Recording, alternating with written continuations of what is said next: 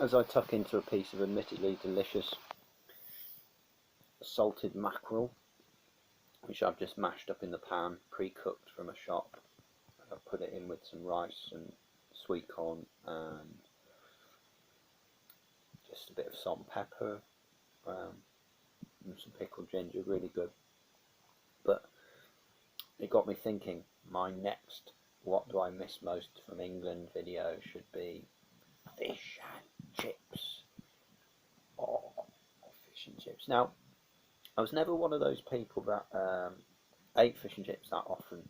I had a really good local chippy to me. He used to give me extra chips, even though his chip portions were massive anyway.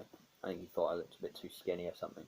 I was working for Deliveroo at the time, and we've got a fast metabolism anyway, but doing like 35 miles biking every day, I just couldn't eat enough to almost maintain my body weight. But yeah, fish and chips. What was I talking about? Oh yeah, so I used to get it as a kid. Maybe we got it like once a week. Maybe not that much. Maybe twice a month or something. But fairly on a regular basis. We used to go down to the chippy. The chips were much better in Yorkshire. The fish and chips were much better in Yorkshire, definitely, than down south. I don't know why that is. Not necessarily further from the coast, closer to the coast. Although we live pretty close to the coast, and also where I used to live in Canterbury, and the local chippy was pretty good as for southern standards, like not as good as Yorkshire. But if that's just rose-tinted spectacles, as like looking back on my childhood, but I don't think so, because when I've been there to visit, as in the past, it's been better as well. But really good fish and chips, and yeah, I would get it like as a treat, basically, like probably not even once every month, probably like once every 3 months or something. Once in a while, basically.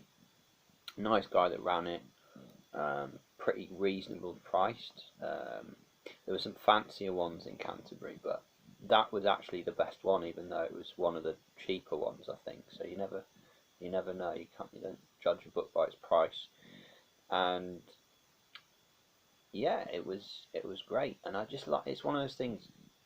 It's like bacon, although a bit less. I ate it a bit less than bacon, but I don't necessarily want it all the time. But I want to know it's there. I want to know that I can have fish and chips when I want it. Now, you can buy fish and chips in Japan. You can buy it in Tokyo. You can buy it in a place called The Hub, which is a chain of British-themed pubs, which is something that you can go to if you're feeling homesick. But you might be a little disappointed. The fish and chips, not great, and they're tiny. You could just pick them up and probably you could eat them in one bite.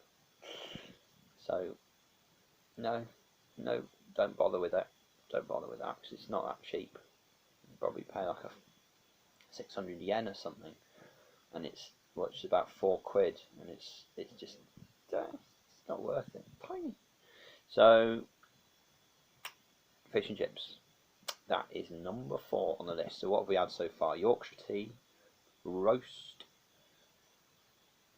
fry up, fish and chips. Number 4, British food I miss. Thanks very much for joining me today, and have a lovely day or evening or whatever you're doing. Take care. Good things. Mazel mazel. Peace.